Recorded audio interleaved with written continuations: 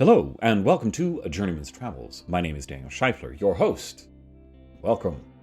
Welcome back to this series on The Effective Executive, the book club, and podcast all in one.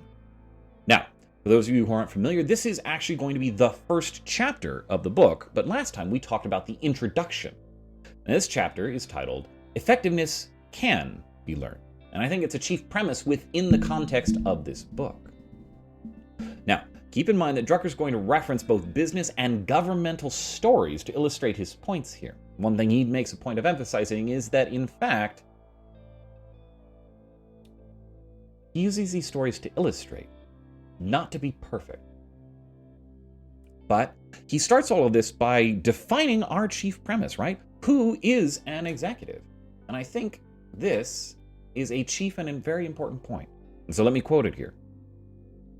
Every knowledge worker in modern organization is an executive if, by virtue of his position or knowledge, he is responsible for a contribution that materially affects the capacity of the organization to perform or to obtain results. Let me repeat that really quick, right?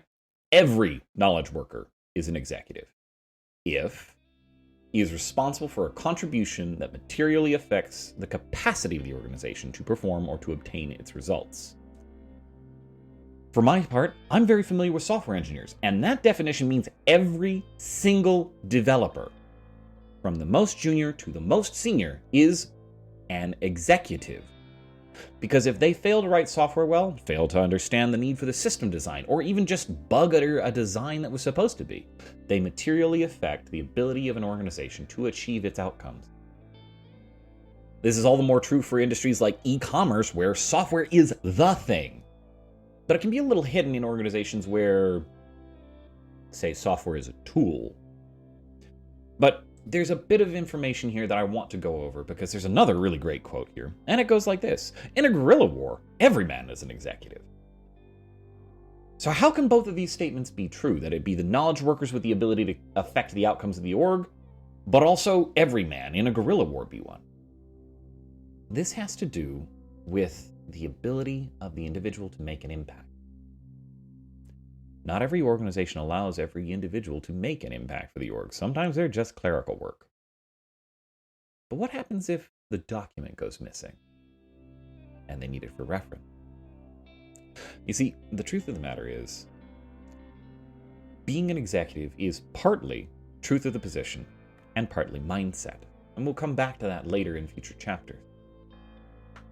But the reason that every man in the guerrilla war is because he is out on his own without overhead direction and may encounter challenges, the problems, the enemy out in the field with no chance to go check, what should I do? He must make a decision. And his decision will affect whether or not the organization can succeed. Sales does this every day. If they don't succeed in creating a personal connection with the individual, there's no chance of the sale. And spoiling a first impression, well. And I've already pontificated on my thoughts on software engineers. But there is a common problem we run into in industry, and that is the concern with managing knowledge workers. The quote from the book is, "How can we be sure that Smith thinks soap?" Frankly, you can't. Which means you have to trust him.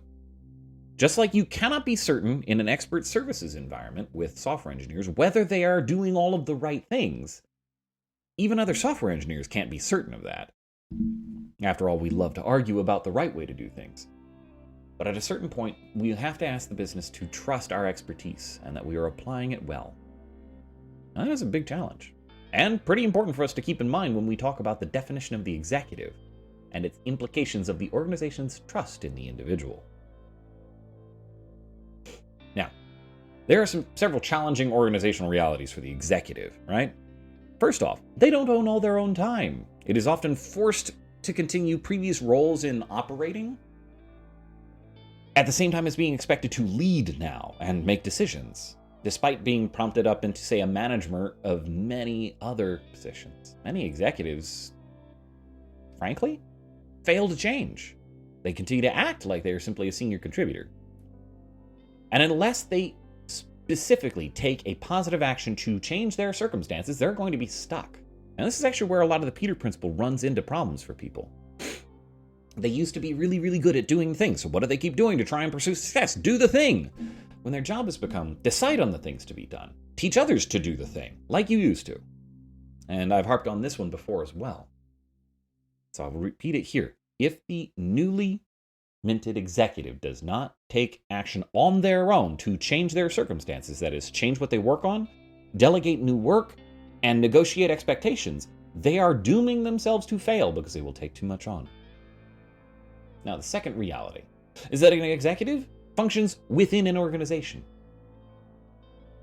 And their effectiveness doesn't depend then on their control of their reports or even on their individual action, but enabling and using coordinated actions with their peers to create the results that they're looking for. Now, I've touched on this kind of idea in a blog post before, where the thought that an organization is actually an amplifier for individual action. It is taking the vision of one and allowing coordinated mass action by many to pursue a larger goal. That's what an organization is supposed to be. But if the executive doesn't recognize they're in it and part of it, and that their individual goals must be subordinate to those of the organization, we're going to create a lot of dissonance and a lot of heartache when we try and do these things. Now, one last emphasis here that Drucker makes is that an executive is within a relationship. That is, they are artificially separated from the actions they take and the results that they're trying to pursue. They have to act through and even sense through the organization they're part of. Meaning, frankly, it can be very tempting to get sidetracked into the internal results. Hey, this team has adopted this new process. Rather than focusing on the external reality of, by adopting this new process, the team was supposed to close 10% more sales, but they haven't. There must be a special effort made to gain direct access to the outside reality around the organization. Otherwise, we end up being focused on things like effort and cost, rather than on the more objective measurements around, say, revenue and the success of the measure. And so here we get to now this next step, where Drucker's base premise for the entire book, The Effective Executive, comes up. Effectiveness is a habit and not a personality. Drucker defines effectiveness through several examples he's seen be effective in very different ways, talking about the quiet ones and how they pursue it, talking about the loud ones and how they pursue that. And in all of this, he comes to the conclusion that effectiveness is a habit, a set of actions repeated over time on consistent triggers.